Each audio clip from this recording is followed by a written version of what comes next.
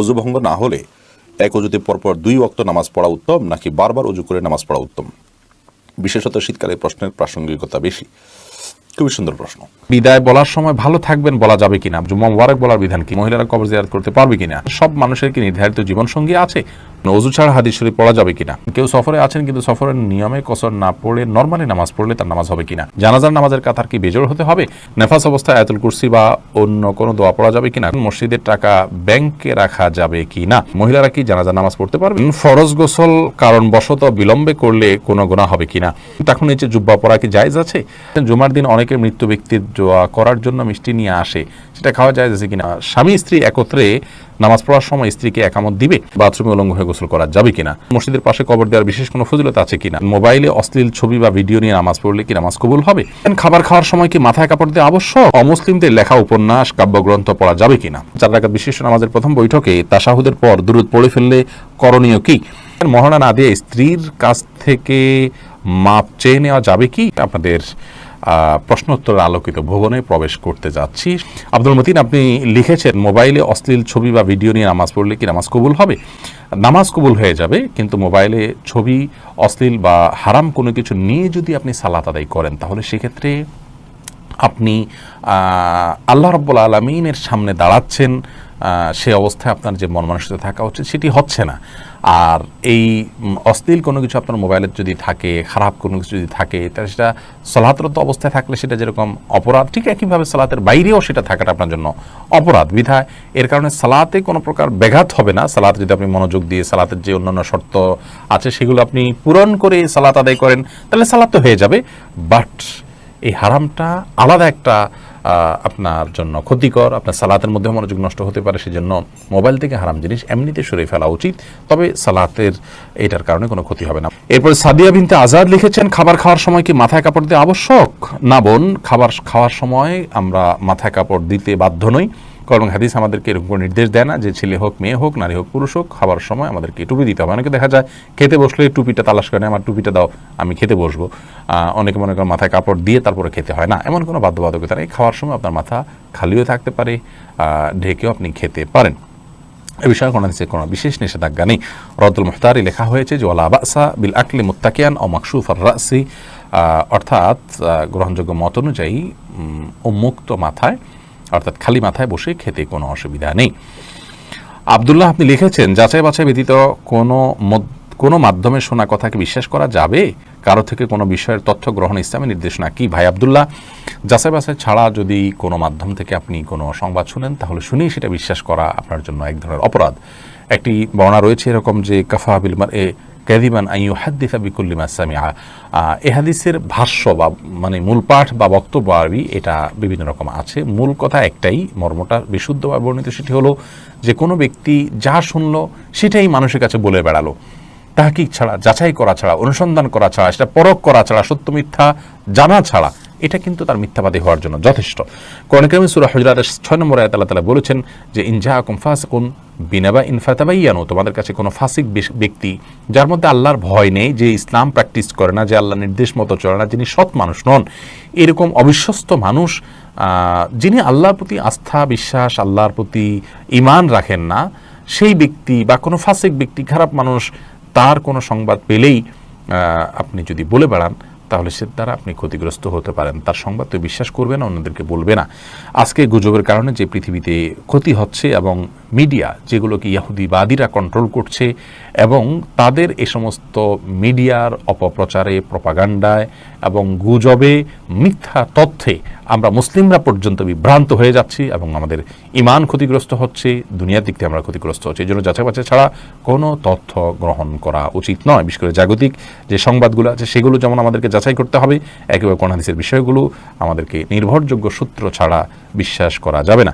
আর রাশেদ খান লিখেছেন, মহারণা না দিয়ে স্ত্রীর কাছ থেকে মাপ চেয়ে নেওয়া যাবে কি?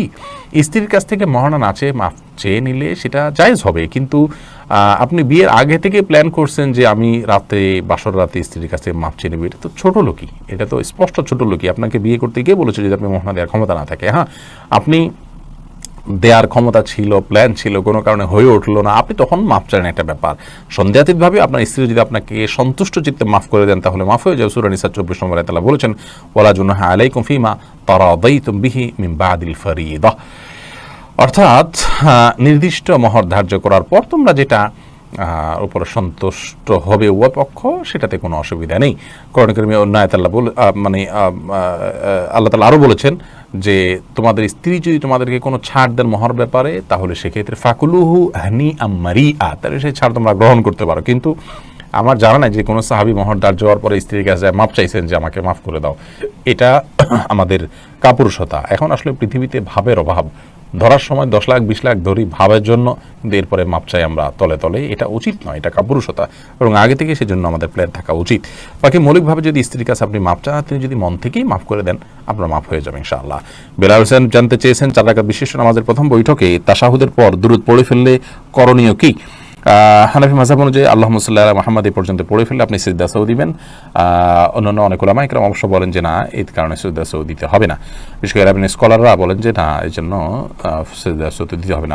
সৌদি আরব উলামা ইকরাম সহ অনেকেই বলেন। খাদিজা আক্তার লিখেছেন, আল্লাহর গুণবাচক নাম রেখে শুরুতে আব্দুল যোগ না করে বললে কি শিরক হবে? এটি গুরুত্বপূর্ণ একটি প্রশ্ন। আমরা অনেকে আমাদের দেশে নাম রেখে থাকি, কারোর নাম গনি, তখন আমরা আব্দুল গনি নাম রাখি, তো বলি এমনি গনি, অথবা কারোর নাম আব্দুর রহিম রাখি, তো আমরা রহিম বলে ডাকি। তো এটা জায়েজ আছে কিনা? এর উত্তর হলো, আল্লাহর গুণবাচক নামগুলোকে 2 ভাগে ভাগ করা যায়। কিছু গুণবাচক নাম আছে যেগুলোর অর্থ বান্দার ক্ষেত্রে কোনোভাবে ফিট হবে না, যেমন রাজ্জাক মানে রিজিক দাতা, এটা আল্লাহ ছাড়া কেউ হতে পারেন না। মুহয়ি জীবনদাতা, এটা আল্লাহ ছাড়া কেউ হতে পারেন না। তো আল্লাহর এরকম গুণবাচক নাম যেগুলো আছে, যেগুলো বান্দার ক্ষেত্রে রূপক অর্থেও ফিট হবে না, সেই নামগুলো বলার ক্ষেত্রে আপনি আব্দুন যোগ করে না বললে গুনাহ হবে। আর যদি এমন কোনো নাম হয় যেটার অর্থ রূপক অর্থে বান্দার ক্ষেত্রে বলা যায়, তাহলে সেটা আব্দুন যোগ করা ছাড়া আপনি বলতে পারেন। যেমন রাউফ, মানে যার ভিতরে মায়া আলু, যিনি মহামায়ালু। সন্দেহাতীতভাবে রাউফ শব্দ যেই ধরনের মায়াকে মিন করে, ওটা শুধু আল্লাহর ক্ষেত্রেই চলে। কিন্তু যেহেতু রাউফের মধ্যে যে রাফাহ বা মায়ার কথা বলা আছে, এটা মানুষের ক্ষেত্রে ফিট হয়, এই জন্য মানুষকে বলা যায়। কোরআনে কারিমে আল্লাহ তাআলা আমাদের প্রিয় নবী সাল্লাল্লাহু আলাইহি সাল্লামকে রাউফুর রহিম বলেছেন, আজিজুন আলাইহি মা আনিতুম হারিসুন আলাইকুম বিল মুমিনিনা রাউফুর রহিম। আল্লাহ নবী সাল্লাল্লাহু আলাইহি সাল্লামকে আল্লাহ তাআলা নিজে বলেছেন রাউফ এবং রহিম। অতএব আল্লাহর এরকম গুণবাচক নামগুলো আব্দুন ছাড়াও আপনি বললে গুনাহ হবে না, কোরআন থেকে সেটার প্রমাণ আমরা পাচ্ছি। তবে পুরো নাম যদি আমরা আব্দুল সহ করতে পারি ভালো, কারণ আমাদের সমাজে আজকাল নাম বিকৃত করার একটা প্রবল এবং ব্যাপক অভ্যাস দেখা যায়। মোহাম্মদ ইসলাম রুবেল আপনি প্রশ্ন করছেন, বাথরুমে উলঙ্গ হয়ে গোসল করা যাবে কিনা? ভাই রুবেল, বাথরুমে উলঙ্গ হয়ে যদি কেউ গোসল করেন, তাহলে তাতে কোনো বড় গুনাহ বা কবিরা গুনাহ হবে না, বড় কোনো পাপ হবে না। তবে এই কাজটি অনুত্তম এবং ভালো নয় আমাদের জন্য, জাস্ট এইটুকু আমরা বলতে পারি। কিন্তু আপনার এর কারণে কোনো বড় গুনাহ হয়ে যাবে ব্যাপারটি এরকম না। বিশেষ ওজোরের কারণে যদি আপনার বিবস্ত্র হতে হয়, আপনার জন্য সেটা জায়েজ রয়েছে। এবং নয়বা রহমাহুল্লাহ সহিহ মুসলিমের সরার মধ্যে তিনি ব্যাখ্যার মধ্যে তিনি লিখেছেন যে গোসল করার সময় লুঙ্গি বা গামছা বা এই জাতীয় কোনো কিছু দিয়ে গোসল করাটা হলো উত্তম, এতে কোনো সন্দেহ নেই। তবে যদি প্রয়োজন হয় তাহলে সেক্ষেত্রে উন্মুক্ত করে, অর্থাৎ আপনার সম্পূর্ণ বিবস্ত্র হয়ে গোসল করা জায়েজ আছে। একটি হাদিস এরকম রয়েছে, নবী সাল্লাল্লাহু আলাইহি ওয়াসাল্লাম বলেছেন যে আল্লাহ তাআলাকে কেউ যদি নাও দেখে, তো আল্লাহ তাআলাকে অন্তত লজ্জা করা উচিত, লজ্জাশীলতা থাকা উচিত। এই জন্য এরকমটি প্রয়োজন হলে করা যাবে, আর প্রয়োজন ছাড়া এরকম করাটা অনুচিত, অনুত্তম, ভালো কাজ নয়। প্রয়োজন হলে করা যাবে। তার আরেকটা দলিল হলো সহিহ বুখারীতে বর্ণিত হয়েছে যে আইয়ুব আলাইহিস সালাম তিনি একবার সমস্ত কাপড় চোপড় খুলে তারপর গোসল করেছেন। তারপরে মুসা আলাইহিস সালামের ব্যাপার আপনারা জানেন যে তিনি গোসল করতে নেমেছেন, পাথর তার কাপড় নিয়ে দৌড় দিয়েছে, তিনি তার পিছনে দৌড়াতে শুরু করেছেন। এগুলো সব বিশেষ কারণে এবং বিশেষ প্রেক্ষিতে, তাছাড়া এগুলো আগের শরিয়াত, সেগুলোর বিধান আমাদের জন্য হুবহু যে প্রযোজ্য তা নয়।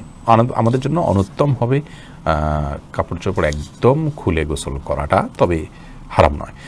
এরপরে মুক্তা চৌধুরী আপনি লিখেছেন, মসজিদের পাশে কবর দেওয়ার বিশেষ কোনো ফজিলত আছে কিনা? বোন মুক্তা, মসজিদের পাশে কবর দিলে বিশেষ কোনো উপকারিতা আছে বলে আমার জানা নেই, বরং আমাদের কবরে, আমাদের আখিরাতে, আমাদের আলমে বারজাখে উপকারিতাটি নির্ভর করে আমাদের আমলের উপরে। আপনি যদি ভালো আমল করে যান, আপনার কবর যদি জঙ্গলেও হয়, আপনি যদি কোনো পশুর পেটেও চলে যান, আপনি যদি সমুদ্র নিমজ্জিত হয়ে যান, আল্লাহ আপনার ধ্বংসাবশেষ যেখানে থাকবে সেখানে আল্লাহ রাব্বুল আলামিন আপনার জন্য শান্তির ব্যবস্থা করবেন। আপনি জান্নাতি হিসাবে আল্লাহর কাছে নিবন্ধিত হবেন, আল্লাহর কাছে জান্নাতের মেহমান হিসাবে আপনি আপ্যায়িত হবেন।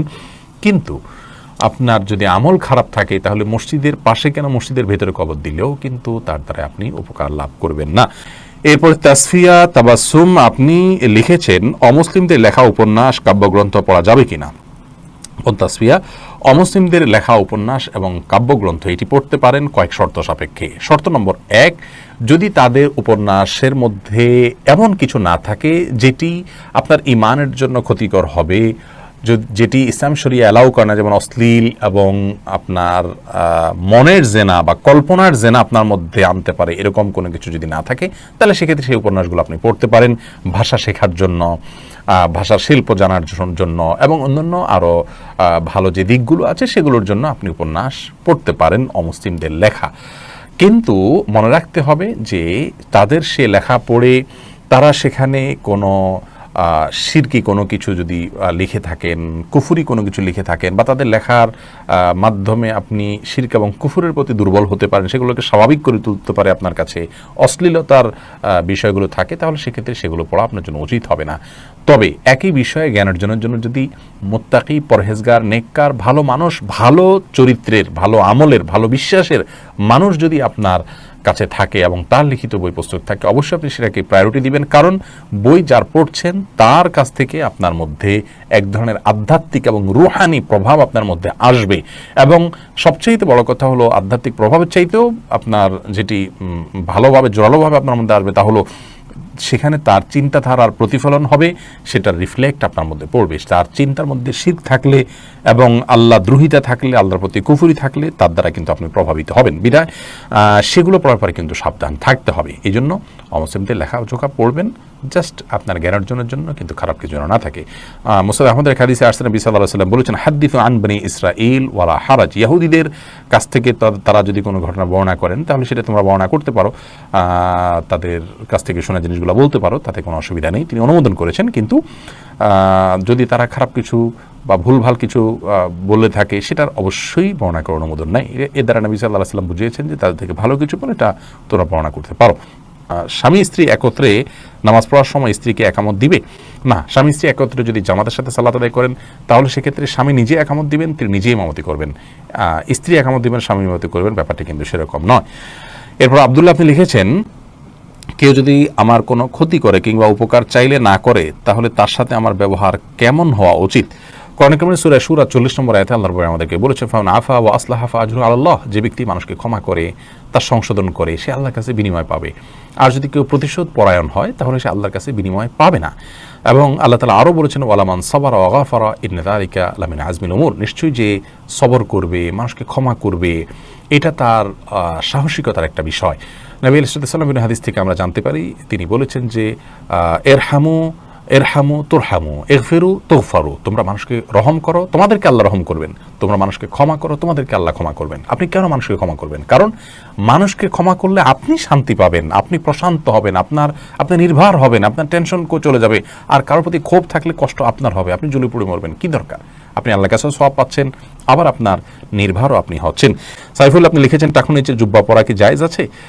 টাকুর নিচে জুব্বা পরা জায়েজ নয়। আপনারা অনেক সৌদিয়ানদেরকে দেখেন, তারা টাকুর নিচে জুব্বা পরে, মাথায় টুপি পরে, আবার উপরে একটা আপনাদের শেখরা যেরকম রুমাল পরে এরকম একটা রুমালও পরে। তো এটা দেখে আপনারা হয়তো মনে করেন যে এই জুব্বা পরা বোধহয় জায়েজ আছে। না ভাই, মা আসফা মিনাল কাবাইনি মিনাল ইজারি ফিন্নার। নবী ইসলামের কোনো হাদিস আছে মা আসফা মিনাল কাবাইনি ফিন্নার। উপর দিক থেকে যে সমস্ত পোশাকগুলো যায়, সেটা লুঙ্গি হোক, জুব্বা হোক, এমনকি পায়জামাও যদি হয়, সেটা যেগুলো উপরে পরার, সেগুলো যদি টাকনু নিচে যায় সেটা হারাম হবে। আর যেগুলো থাকেই টাকনু থেকে নিচের অংশ, যেমন মোজা, সেটা জায়েজ হবে। বা মোজার সাথে যদি আপনার পাজামা বা প্যান্ট ওরকম অ্যাটাচ থাকে, ওরকম অনেকে ডিউটি পোশাক হিসাবে থাকে, সেগুলো থাকলে সেটা জায়েজ হবে। জুলকারনাইন আপনি লিখেছেন, ফরজ গোসল কারণবশত বিলম্বে করলে কোনো গুনাহ হবে কিনা। গোসল বিলম্ব করলে কোনো গুনাহ হবে না, তবে ফরজ গোসল যদি আপনি দেরিতে করতে চান, পরবর্তী ফরজ নামাজের আগে আগে আপনাকে করে ফেলতে হবে। আর মাঝে যদি অন্য কাজ করতে চান, রাতে গোসল ফরজ হয়েছে, আপনি ফজরের নামাজের আগ মুহূর্তে গোসল করবেন, তাহলে মাঝে অন্য কাজের জন্য, এমনকি ঘুমানোর জন্য ওযু করে ঘুমানোটা হলো সুন্নাহ। নবী সাল্লাল্লাহু এটি করতেন, এটি করা ভালো। বাকি গোসল তৎক্ষণাৎ করে ফেলতে হবে, এমন কোনো বাধ্যবাধকতা নেই। গোসল ফরজ গোসল না করে অন্য কাজ কাম করলে মেয়েদের উপরে অনেক রকমের প্রেশার আমাদের সমাজ থেকে আসে, তো এটা উচিত নয়। এটা ছেলে মেয়ে সবার জন্য ইসলাম জায়েজ রেখেছে, উজু করে তিনি অন্য কাজ করতে পারেন, কিন্তু যথাসম্ভব দ্রুত ফরজ গোসল করে ফরজ যেহেতু রয়েছে দ্রুত গোসল করে ফেলতে পারে, সেটা ভালো। কিন্তু অন্য কাজ করা যাবে না এমন কোনো কথা নেই। সুমন কামালি আপনি লিখেছেন, মহিলারা কি জানাজার নামাজ পড়তে পারবে? এই বিষয়টি নিয়ে ইখতিলাফ আছে, আর স্কলারদের অনেকেই বলেন যে পড়তে পারবে, তবে ওলামায়ে নিষেধ করেন। নাইমুর রহমান আপনি লিখেছেন, কফিনে লাশ দাফন করা সম্পর্কে কি বলবেন? না, কফিনে লাশ দাফন করা সুন্নাহ সম্মত নয়, বরং লাশ আপনার কবরস্থ করা এবং সেটা নির্দিষ্ট পদ্ধতিতে, এটা হলো সুন্নাহ সম্মত। আকরাম খান আপনি লিখেছেন, নেফাস অবস্থায় আয়াতুল কুরসি বা অন্য কোনো দোয়া পড়া যাবে কিনা? কোরআন তেলাওয়াত করা যাবে না, কোনো আয়াতকে দোয়া হিসাবে আমল হিসাবে পাঠ করা যাবে। এইচ.এম. শহীদুল ইসলাম লিখেছেন, জুমার দিন অনেকে মৃত্যু ব্যক্তির দোয়া করার জন্য মিষ্টি নিয়ে আসে, সেটা খাওয়া যায় আছে কিনা? মিষ্টি খাওয়াতে কোনো অসুবিধা নেই, তবে দোয়া করার পর মানুষকে মিষ্টি খাওয়ানো, এটা আসলে কোন হাদিস নির্দিষ্ট কোনো বিষয় নয়। এমনি দোয়া করলাম, আমরা দোয়া চাইলাম, কেউ দোয়া করলো, এটা ভিন্ন কথা, কিন্তু দোয়া করার পর তাকে মিষ্টি দেয়া, এটা আমাদের দেশীয় কালচার, এবং এটা অনেকটা দোয়ার বিনিময় কেন জানি মনে হচ্ছে। মৃত ব্যক্তির জন্য দোয়া করার পর পয়সা নেওয়াও জায়েজ নাই, কোনো বিনিময় নেওয়া জায়েজ নাই। এটা বিনিময় আপনি না বললেও যে ঠিক আছে উপস্থিত মানুষদের জন্য হাদিয়া, সেই হিসাবে এটা খাওয়া জায়েজ আছে, যে কেউ দোয়া করুক বা না করে মসজিদে যারা আছে সবাইকে খাবার দিলাম, সবাইকে একটু মিষ্টি খাওয়ালাম যাতে মৃত ব্যক্তির সওয়াব পায়, সেই উদ্দেশ্যে তিনি করলে এটা গুনাহ হবে না সন্দেহাতীতভাবে। সেই জন্য বললাম এটা খাওয়া জায়েজ আছে, বাট দোয়া করেছেন তার জন্য মিষ্টি এরকম যেন না হয়। বিষয়টা, এই কালচারটা একটা পরিবর্তন আমাদের আসা উচিত আসলে, কিন্তু এটা খেলে যে হারাম হবে তা কিন্তু না। মোহাম্মদ রিদওয়ানুল বাশির লিখেছেন, জানাজার নামাজের কাতার কি বেজোড় হতে হবে? জানাজার নামাজের কাতার বেজোড় হতে হবে এমন কোনো শর্ত নেই। আমরা অনেক মনে করি যে জানাজা নামাজের কাতার এটা বেজোড় হতে হবে 3, 5 বা 7, এরকম কোনো আবশ্যকতা নেই। হারুনা রশিদ লিখেছেন, বিদায় বলার সময় ভালো থাকবেন বলা যাবে কিনা? ভালো থাকবেন এটা বলাতে বড় কোনো অসুবিধা নেই। মুসলমান যখন ভালো থাকবেন বলেন, এর উদ্দেশ্য হলো যে আল্লাহর কাছে দোয়া করি আপনার জন্য ভালো থাকেন, এটা উজ্জ্ব থাকে। কিন্তু আপনি উজ্জ্ব করার জন্য আর জিনিস খুঁজে পান না, আল্লাহর নামটা কেন উজ্জ্বল করবেন? আপনি বলবেন আল্লাহ আপনাকে ভালো রাখুন, এভাবে বলবেন। এটা বলা সন্দেহাতীতভাবে উত্তম এবং উচিত। তাছাড়া ভালো থাকবেন এটা সেকুলার শব্দ, যে আল্লাহর প্রতি বিশ্বাস রাখে না সে এই ধরনের কথা বলতে পারে, বা যিনি বিভিন্ন ব্যক্তির উপরে, সত্তার উপরে বিভিন্ন ধরনের মানুষ ব্যবহার করতে পারে এই ধরনের শব্দ, সেকুলার শব্দ যেটাকে বলা যায়, এটা আমরা কেন বলবো? একজন মুসলমান, আমার বিশ্বাসের জায়গাটা তো ক্লিয়ার, ভেরি ক্লিয়ার, তো আমি সেখানে বলবো আল্লাহ আপনাকে ভালো রাখুন। তবে হ্যাঁ, ভালো থাকবেন যদি আপনার মনের উদ্দেশ্য থাকে যে আল্লাহ আপনাকে ভালো রাখবেন, এটা উদ্দেশ্য নিয়ে আমি বলছি ভালো থাকবেন, তাহলে সেক্ষেত্রে আপনার জন্য এটা বলা গুনাহের বিষয় নয়। এরপর সামিতা জেরিন আপনি লিখেছেন, অজু ছাড়া হাদিস শরীফ পড়া যাবে কিনা? জি, হাদিস পড়তে পারেন, হাদিস পাঠ করার জন্য অজু এটা জরুরি নয়। ইসলামিক বই পুস্তক পড়ার জন্য অজু জরুরি নয়। অজু জরুরি হবে কোরআন কারীম যখন স্পর্শ করবেন পাঠ করার সময়, সেটি মুখস্থ পড়লে কোরআন শরীফ তেলাওয়াত করার জন্য আপনার মুখস্থ অজু থাকা জরুরি নয়। আমরা হাবিবুর রহমান লিখেছেন, টয়লেট থেকে বের হয়ে কি অজু না করলে গুনাহ হবে? না, এটা কোনো জরুরি না, তবে সর্বাবস্থা অজু অবস্থা থাকতে পারলে ভালো, জাস্ট ভালো, কিন্তু না করলে গুনাহ হবে এমন কোনো কথা নেই। শেখ তালাশ মাহমুদ আপনি লিখেছেন, মসজিদের টাকা ব্যাংকে রাখা যাবে কি না? মসজিদের টাকা ব্যাংকে রাখা যাবে, কোনো অসুবিধা নেই। বিশ্ব নিরাপত্তার জন্য এটা তো রাখা যেতে পারে, তবে অবশ্যই শরিয়া ভিত্তিক ব্যাংকিংয়ে ব্যবহার করা উচিত, এক্ষেত্রে সুদভিত্তিক ব্যাংকিং যেন ব্যবহার না করা হয়। আরাফাত সানি আপনি লিখেছেন, দক্ষিণ দিকে মাথা দিয়ে ঘুমানো যাবে কিনা? যাবে, কোনো অসুবিধা নেই। এমনি পারভেজ মোশাররফ আপনি লিখেছেন, জুমার দিন দ্বিতীয় আজানের বিধান কি, দয়া করে বলবেন। দ্বিতীয় আজান দিতে পারেন, কোনো অসুবিধা নেই। আর 2 আজান দেয়া নিয়ে অনেক ওলামায়ে কেরাম ভিন্ন ধরনের কথা বলেন আমাদের সমাজে, সেটা একান্ত তাদের ব্যক্তিগত মত, জমহুর উলামাদের মত এটি নয়, এবং সেটা অশুদ্ধ কথা। তাহমিন আর রিপা, অর্থাৎ প্রথম আজান দ্বিতীয় আজান দুইটাই ঠিক আছে, কোনো অসুবিধা নেই। তাহমিন আর রিপা আপনি যা লিখেছেন, বিবাহের উদ্দেশ্যে পাত্রপক্ষকে মেয়ের ছবি দেওয়া জায়েজ হবে কিনা? এই ছবি দেওয়া জায়েজ হবে যদি পাত্রপক্ষ সেই ছবির আমানত দায়িত্ব রক্ষা করবে বলে আপনার বিশ্বাস হয়। তাকে দেখালেন এবং এরপর তিনি ডিলিট করে ফেলবেন, অন্য কারোর কাছে এটা দিবেন না, বা তারা দল বেঁধে নারী পুরুষ সবাই মিলে দেখবেন, মাহরাম গায়রে মাহরাম বা যাদের জন্য দেখা জায়েজ নেই তারাও দেখবেন, এরকম সম্ভাবনা থাকলে বা আশঙ্কা থাকলে সেক্ষেত্রে তাদেরকে এটা দিবেন না, দেওয়া জায়েজ হবে না। বরং আপনি মোবাইলে ছবি নিয়ে গেলেন বা কাউকে দিয়ে পাঠালেন, দেখলো, তারপরে আপনি নিয়ে আসলেন, বা তাদেরকে ওসিয়ত করলেন তারা যেন দেখার পর এটাকে ডিলিট করে দেয় এবং অন্য পুরুষরা যেন না দেখে পাত্র ছাড়া, সে বিষয়গুলো বলার পর তারা আমল করবে এরকম মনে হলে সেক্ষেত্রে দেওয়া যাবে, কোনো অসুবিধা নেই। মেহেদী হাসান আপনি লিখেছেন, কেউ সফরে আছেন কিন্তু সফরের নিয়মে কসর না পড়ে নর্মালি নামাজ পড়লে তার নামাজ হবে কিনা? নামাজ তো হয়ে যাবে, কিন্তু এই কাজটি করা উচিত নয়। সফরের যে আল্লাহ তাআলা ছাড় দিয়ে ছাড় গ্রহণ করতে হবে, ইচ্ছাকৃত এরকম করা উচিত নয়, জায়েজ নাই। এমনি আনোয়ার খান লিখেছেন, সব মানুষের কি নির্ধারিত জীবনসঙ্গী আছে? আল্লাহ রাব্বুল আলামিন যাদের বিবাহ হবে তাদের তাকদীরে লিখে রেখেছেন, তাদের জন্য জীবনসঙ্গী আল্লাহ তাআলা লিখে রেখেছেন। যার জীবনে বিবাহ নসিবে লেখা নেই তার জীবনসঙ্গিনীর কথা লেখা নেই। এরপরে আব্দুল্লাহ আল কাইয়ুম আপনি লিখেছেন, আমি জানি পুরুষের জন্য টাকনুর নিচে কাপড় পরা হারাম, কিন্তু শীতকালে ঠান্ডা নিবারণ করার জন্য কি টাকনুর নিচে কাপড় পরা যাবে? শীতকালে টাকনুর নিচে যদি কেউ কাপড় পরেন শুধুমাত্র ঠান্ডা এবং শীতের যে প্রকোপ সেটা থেকে আত্মরক্ষা করবার জন্য, তাহলে সে বিষয়ে শরীয়তের দিক নির্দেশনা হলো যে সাধারণ শীতের জন্য টাকনুর নিচে কাপড় পরা যাবে না। কারণ টাকনুর নিচে কাপড় পরা পুরুষদের জন্য, অর্থাৎ উপর থেকে যেই কাপড়গুলো সাধারণত টাকনুর উপরে থাকে বা উপরে রাখার মতো, সেগুলোকে টাকনুর নিচে নেওয়া, উপর থেকে যেতে যেতে টাকনুর নিচ পর্যন্ত যাওয়া, এটা জায়েজ নয়। মোজা এটা থাকেই টাকনুর নিচে, অতএব সেটা কথা ভিন্ন। বা মোজার সাথে আপনার পাজামা অ্যাটাচড করা থাকে কিছু, সেগুলোর কথা ভিন্ন। তো যাই হোক, সাধারণত লুঙ্গি, চাদর, জামা, প্যান্ট, তারপরে ট্রাউজার, এই জাতীয় যেগুলো আছে সেগুলো টাকনুর নিচে পড়লে সেটা গুনাহ হবে। যেহেতু হারাম হবে, তো হারাম কোনো কাজ এটা শুধুমাত্র একটু শীতের কষ্ট হচ্ছে এই ঠুনকা অজুহাতের ভিত্তিতে করা যাবে না। কারণ হারাম থেকে বেঁচে থাকার জন্য একজন ইমানদারের সর্বোচ্চ প্রচেষ্টা থাকতে হবে। এটা কবিরা গুনাহ, মহাপাপ, এর কারণে শাস্তির কথা হাদিসে বর্ণিত হয়েছে।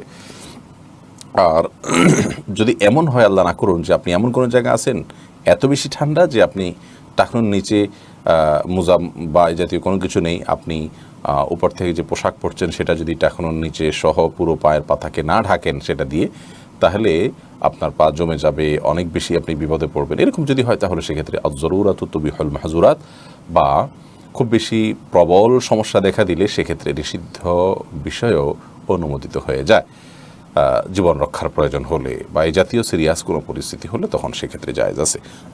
সাধারণ অবস্থাতে শুধুমাত্র শীতের অজুহাতে, শীতের কষ্ট থেকে বাঁচার জন্য আপনার টাকনুর নিচে প্যান্ট, পাজামা, লুঙ্গি, চাদর এগুলো পরা জায়েজ নাই।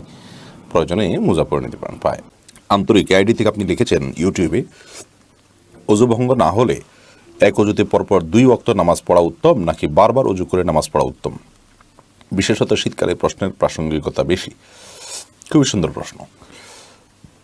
অজু প্রত্যেক ফরজ সালাতের জন্য আলাদা আলাদা করে করাটা অধিকতর উত্তম এবং সুন্নাহ। কারণ নবী করিম সাল্লাল্লাহু আলাইহি ওয়াসাল্লাম সাধারণত প্রত্যেক ওয়াক্তের জন্য আলাদা আলাদা করে অজু করতেন, এবং ওই ওয়াক্ত সালাতের জন্য আপনার আন্তরিকতা, আপনার বিশেষ মনোযোগ, আপনার বিশেষ প্রস্তুতি আছে, এই বিষয়টিকে প্রমাণ করবে আপনার পৃথকভাবে এর জন্য অজু করে প্রস্তুতি গ্রহণ করার মাধ্যমে। যার কারণে প্রত্যেক নামাজের জন্য আলাদা করে অজু করাটা উত্তম। তবে এক অজুতে একাধিক ওয়াক্ত সালাতকে পড়তে চাইলে সেটাও জায়েজ আছে। নবী করিম সাল্লাল্লাহু আলাইহি সাল্লাম সেটিও করেছেন, বুখারীর হাদিস থেকে বোঝা যায়। ওমর রাদিয়াল্লাহু তাআলা আনহু জিজ্ঞাসা করেছেন, ইয়া রাসূলুল্লাহ, আপনারা তো সাধারণত এরকম করতে দেখি না। তখন নবী করিম সাল্লাল্লাহু আলাইহি সাল্লাম বলেছেন যে এটা আমি ইচ্ছাকৃতভাবেই করেছি।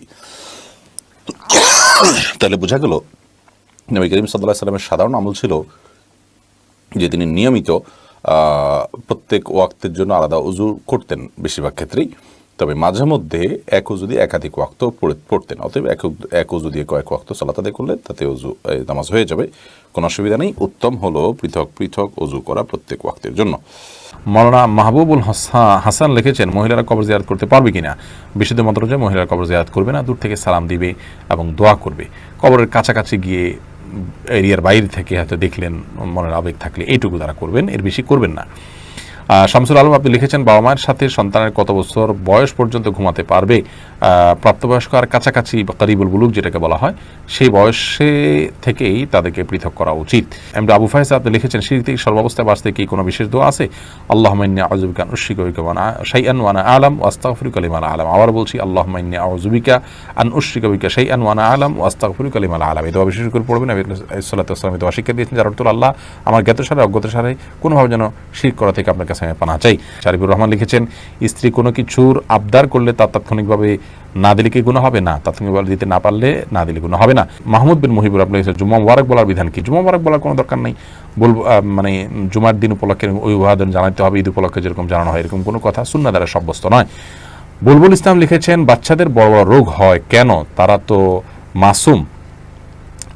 বাচ্চাদের বড় বড় রোগ হয়, আল্লাহ রাব্বুল আলামিন তাদেরকে রোগ দিয়ে, বাবা মাকে পরীক্ষা করেন, তাদেরকে রোগ দিয়ে তাদের জন্য কোনো কল্যাণকর কিছুর ফয়সালা করেন। আল্লাহ তাআলা আহকামুল হাকিমিন, তার হেকমা বা কৌশল ছাড়া কোনো কাজ তিনি করেন না।